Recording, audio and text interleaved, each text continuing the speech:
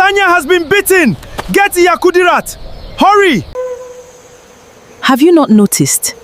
Every time the stranger heals someone, something else in this village dies or rots. Before she was feared, before she was worshipped, before the whispers began, Abeni Alagbo was simply a woman walking alone on a dusty road, a woven satchel of herbs slung across her back, her feet bare and blistered from many miles of travel. She did not know the name of the village ahead of her. She only knew she could not go back to the one behind her. The village was called Ojoku, a farming settlement nestled between the two rivers, known for its yam harvests and its deep suspicion of anyone who was not born within its boundaries. Ojoku had buried strangers before. Sicknesses had entered through unfamiliar feet. And so, when Abeni Alagbo stepped past the old boundary stones at the village entrance, the first eyes that found her did not welcome her. Who is that? I do not know that face. A stranger. Walking in as if she owns the road. Where are her people? Word of the stranger reached Baale Adisa before Abeni herself did. By the time she stood before the compound of the village head, a small crowd had already gathered. Not to greet her, but to watch her, the way one watches a storm cloud on the horizon. You walk into Ojoku with nothing but a bag on your back and dust on your feet. What is your business here, stranger? My name is Abeni Alagbo Baale. I ask for nothing but a place to rest, and perhaps to sell what I carry. I am a seller of herbs. Ojoku has its own herbalist. Kudirat has healed this village for 20 rains. We do not need another. Then I will not compete with her, Baale. I ask only to pass through in peace, and if any among your people are in need that even Kudirat cannot turn my back on suffering. The Baale studied her a long moment. There was something in the way she spoke. Careful, like a woman choosing each word as though it cost her something to say it. You may rest by the old baobab, at the village's edge. Sell what you wish, but know this, stranger. As have I, Baale. As have I. 3 days passed. Abeni kept to herself beneath the old baobab tree, speaking to no one unless spoken to, selling small remedies for headaches and stomach pains to the few brave enough to approach her. Then, on the 4th morning, a scream tore through the farmland. Sanya has been bitten! Get Kudirat! Hurry! The poison moves too fast. I have never seen a bite spread like this. Bring me the bitter leaf, quickly! But the bitter leaf did nothing. Sanya's eyes began to roll back. His mother wailed over him, certain she was watching her son die in the dust of the village square. It was then that Abeni Alagbo pushed through the crowd. Let me see him, please, there is little time. You? We do not know you. Stand back, stranger, before you make things worse. Tunde, let her try. He is already dying. What worse is there? Abeni knelt beside Sanya, pulled 3 roots from her satchel, ground them swiftly between 2 stones with water from a nearby gourd, and pressed the green paste directly into the wound. She began to chant something low, almost inaudible, words that were not Yoruba, not any tongue the villagers recognized. What is she saying? That is not a healer's prayer I have ever heard. Within moments the whole village would speak of for seasons afterward. The black swelling in Sanya's leg began to recede. His breathing steadied. His eyes fluttered open. Am I alive? The poison has left your blood. The crowd stood in stunned silence. Then, slowly, disbelief turned to celebration. But even as they cheered, Baale Adisa noticed something the others missed. As Abeni rose to her feet, she swayed, gripping the ground for balance, her face suddenly pale, as though the healing had cost her more than her calm expression let on. Word of Sanya's healing spread faster than fire through dry grass. Within 2 weeks, Abeni Alagbo was no longer the stranger beneath the baobab tree. She was the woman the village turned to when all else failed. Then came Morenike.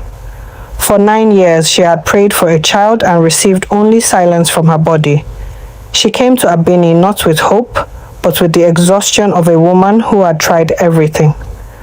Abeni prepared a tea from 7 different roots, instructing Morenike to drink it at dawn for 7 days beneath the light of the moon's final quarter. Morenike obeyed, more from desperation than faith. 2 moons later, Morenike's belly had begun to swell. The village that had once whispered about the stranger now sang her praises in the market square, but not everyone sang. In the corner of the market, Kudirat watched her once full stall now sitting empty. Villagers walking past her toward the stranger beneath the baobab tree instead. 20 years I have served this village. 20 years of my own hands in the dirt, learning every leaf. Bitterness once planted grows roots of its own, and Kudirat began quietly to water hers. It began with small things easy to dismiss. The morning after Sanya's healing, his family's goat was found dead in his pen, with no wound, no illness, no explanation. The week Morenike's pregnancy was confirmed, her husband's yam barn, once the fullest in Ojoku, began to rot from the inside, the tubers turning black and hollow, though the outside skins looked whole. This makes no sense. These yams were sound 3 days ago. Now half the barn is ruined. Have you not noticed? Every time the stranger heals someone, something else in this village dies or rots. Every night her cough was cured. You think there is a connection? I think ordinary herbs do not heal a snakebite in minutes, open a barren woman's womb after 9 years of silence. Seed was planted, and like all seeds of fear, it needed only a little water to grow. Babalawo Fagbohun had said little since Abeni's arrival, watching from the quiet of his shrine while the village celebrated its new healer. But priests are trained to feel what others cannot see, and for weeks now, something in Ojoku had felt unbalanced. This is strange. Strange indeed. Every casting speaks of debt. Each time something is given back to it. He cast the shells a second time and a third, hoping for a different answer. Each time, the pattern repeated itself. A gift that is not freely given is not truly a gift. It is a trade. And I do not yet know who is paying Ojoku's side of this bargain. The next morning, the Babalawo requested an audience with Baale Adisa. The first formal warning Ojoku would receive, though far from the last. Baale, I do not say the stranger means us harm, but I say this with certainty, performs, whether we can see the payment or not. Sanya leaves. Morenike carries a child after 9 barren years. I ask you to weigh them against what we do not yet know the full cost of. A debt unpaid does not vanish, Baale. It waits, and it grows. The Baale sat with this warning long after the priest had gone, torn between the visible good Abeni had done and the invisible dread now settling over his counsel like a fog that refused to lift. Of all the villagers, none had trusted Abeni less from the start than Tunde, the young hunter who had once watched his own younger sister die of a fever, brought, it was said, by a traveling stranger years before. Now, hearing the priest's warning repeated through the village, his suspicion found new fuel. You call her your friend now? The same woman the Babalawo says is trading our village's fortune for her miracles? She saved my life, Tunde. I would be food for vultures without her. And what did Ojoku pay for your life? My goats? Morenike's yamban? Fadeke's hen? Sanya had no answer for that. He only knew what he had felt lying in the dust with poison eating through his blood, and the calm certainty in Abeni's eyes as she saved him. He did not yet know how to weigh that against the village's growing fear. Of everyone touched by Abeni's gift, it was Morenike whose joy curdled fastest into terror. 2 weeks after the Babalawo's warning, in the dead of night, Morenike woke gasping, certain she had heard her unborn child cry out in pain from within her own belly. What is it? What's wrong? I heard it. I heard the child cry as if something was hurting it. Tell me I am not losing my mind. The following morning, Morenike went to Abeni, not with gratitude this time, but with fear sharpened into an edge. Tell me the truth, Abeni. What did this child cost? What did my 9 years of prayers finally being answered actually cost this village, or cost me? I promise you, your child is healthy. I would never knowingly harm an innocent life, but I will not lie and say my gift is free. I only know I cannot stop it. Then you knew. You knew this village would pay for what you gave me, and you said nothing? I hoped I was wrong. I have hoped that in every village before this one too. Morenike walked away without another word, one hand still pressed protectively over her belly, the other trembling at her side. By nightfall, what she had heard would travel through every compound in Ojoku.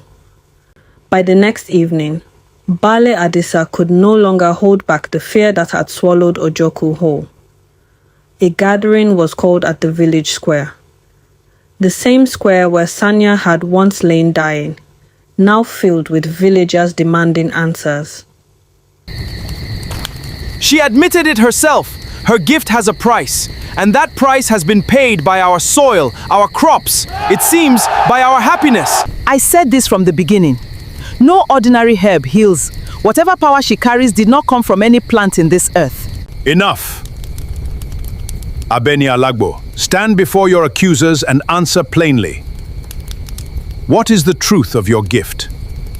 The crowd parted as Abeni stepped forward, her satchel of herbs still slung across her shoulder, her face pale but resolved, as though she had known this reckoning would come for her eventually, in this village or the next one after it.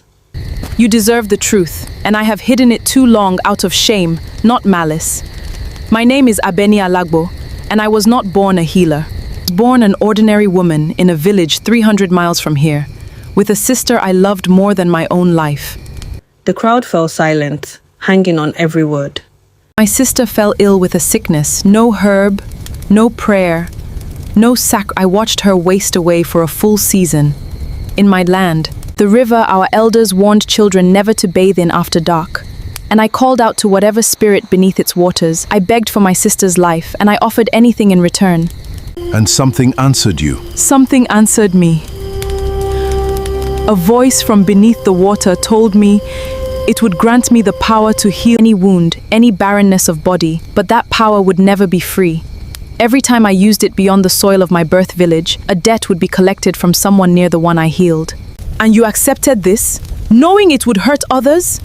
I accepted it to save my sister, not understanding what beyond my birth village truly meant until I tried to return home with my gift and found I could no longer heal there without the same cost falling on my own family. I have spent 6 years since then, going from village to village, healing when I could no longer bear to watch suffering, and learned what my gift had quietly taken in return. The square was silent but for the crackle of torches and the distant cry of a night bird. Every villager stood suspended between the gratitude they still carried in their bones and the fear now settling cold in their chests. You have been trading our village's fortune without our knowledge or consent. Baale, she must leave Ojoku tonight, before she takes something none of us can ever get back. And what of my life, Tunde? Should I have been left to die in the dust, so a goat could live instead? What of Morenike's child, after 9 years of an empty womb? I do not regret my child. I could never regret her. But I regret not knowing what I was agreeing to when I drank that tea. That is what frightens me, not the gift, but the silence around its cost. I confess, I spoke against her out of jealousy as much as fear. But hear what Morenike says. The wrong here was never that she healed us. It is that she let us believe it cost nothing, when she alone knew it did. Baale Adisa raised his hands once more, silencing the rising argument before it could fracture into chaos. Ojoku will not decide this in anger, with torches in our hands like a mob. Babalawo Fagbohun, you sense this imbalance before any of us. Is there a way to end it? To free this village and perhaps free this woman?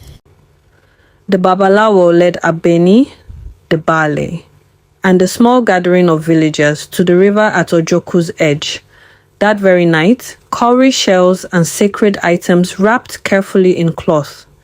A single torch lighting their path through the dark.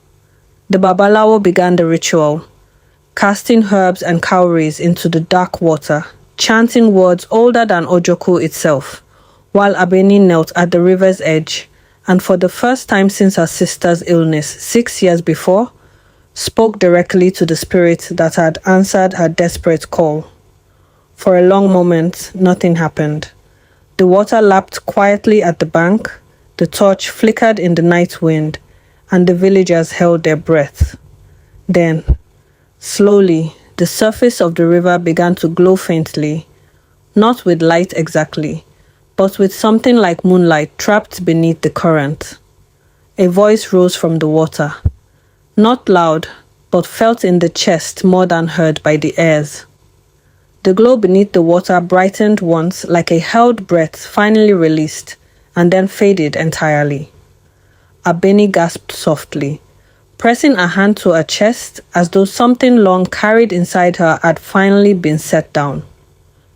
By morning, word spread quietly through Ojoku that the stranger's gift was gone. There were no more miracle cures to be had from her hands, but there were also no more mysterious deaths, no more rotting barns, no more nightmares of unborn children crying out in pain. Sanya found her later that day beneath the old baobab tree, her satchel now lighter, no longer carrying a secret alongside its roots and leaves. And so the tale of Abeni Alagbo is told, not as a warning against kindness, nor against the desperate bargains grief can drive us to make, but as a reminder that even the most well-meaning gift, hidden in secrecy, can quietly cost others more than they ever agreed to pay. True mercy, Ojoku learned, is not only in what we give, but in what we are honest enough to say it costs.